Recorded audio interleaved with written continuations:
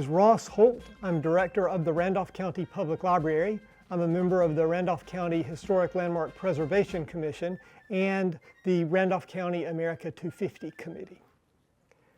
Imagine it's 1782 and you are Andrew Balfour or his sister Margaret or his 10-year-old daughter Tibby.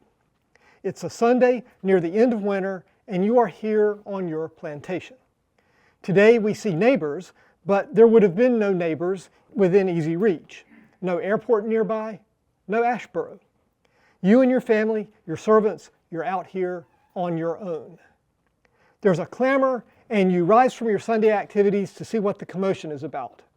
One of those not in easy reach neighbors has ridden up with a warning, but as he reaches you, 30 mounted, armed men in black uniforms with red capes emerge from the tree line and sweep up the hill. Your nemesis, Colonel David Fanning, has arrived and you are here on your own. That's what it was like in Randolph County in 1781 and 1782 as the Revolutionary War elsewhere drew to a close. Imagine being in a state of constant vigilance. Imagine living away from your house for months at a time to avoid capture or worse, or if you were a leader, keeping some of your militia around your home at all times. Imagine being continuously in the saddle, trying to hunt down Fanning or chase Tory fugitives or defend homes and farms, or on the march with the Continental Army to faraway battlefields, Charleston, Camden, Cowpens, Hobkirk's Hill, Eutaw Springs. Imagine such strife and disorder that the county government cannot meet or conduct business for the better part of a year.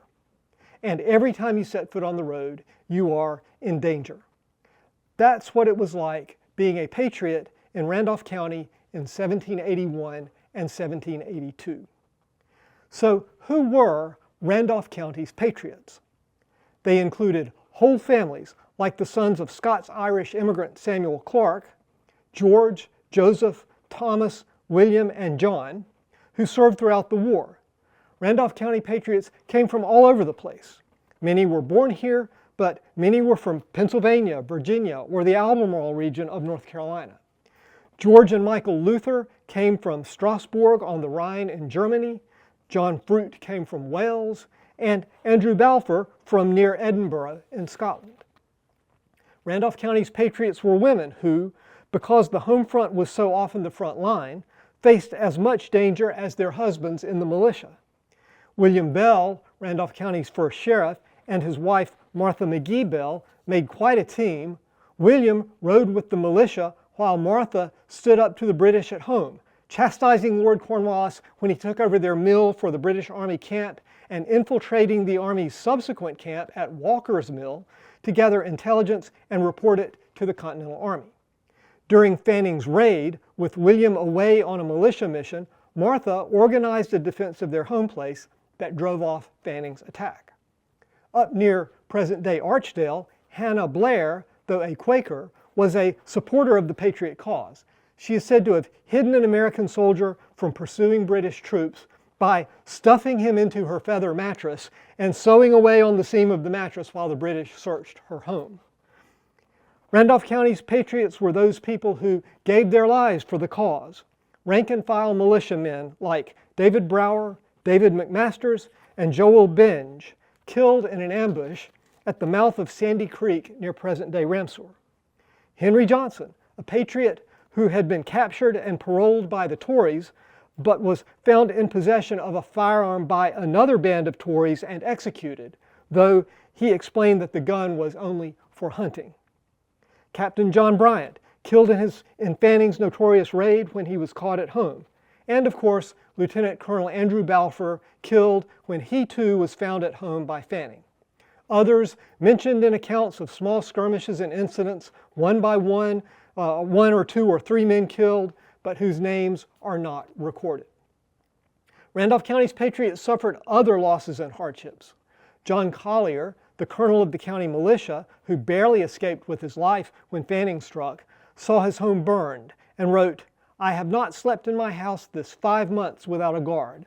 I have my family in a little guardhouse that I built last year.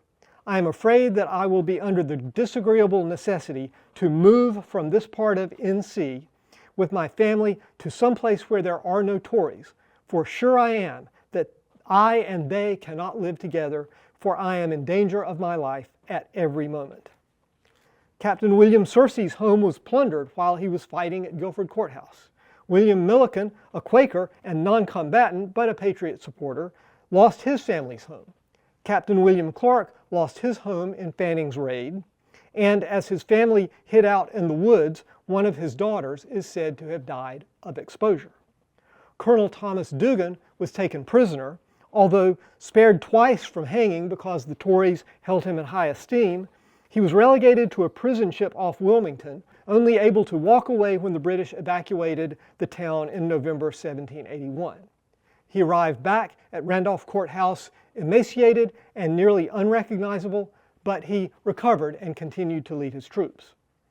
And we must not forget that Randolph County's patriots were changed by their experiences, just as veterans of all wars often are changed.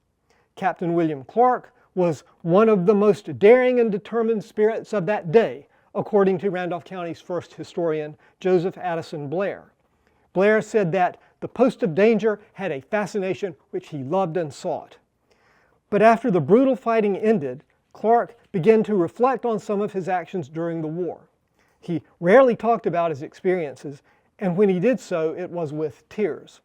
Formerly a devout Presbyterian, he became a Quaker and lived the remainder of his life as an advocate of nonviolence and abolition.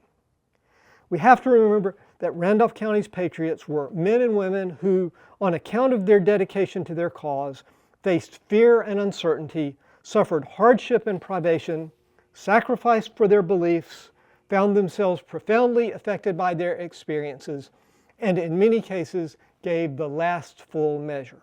It is those patriots that we honor today.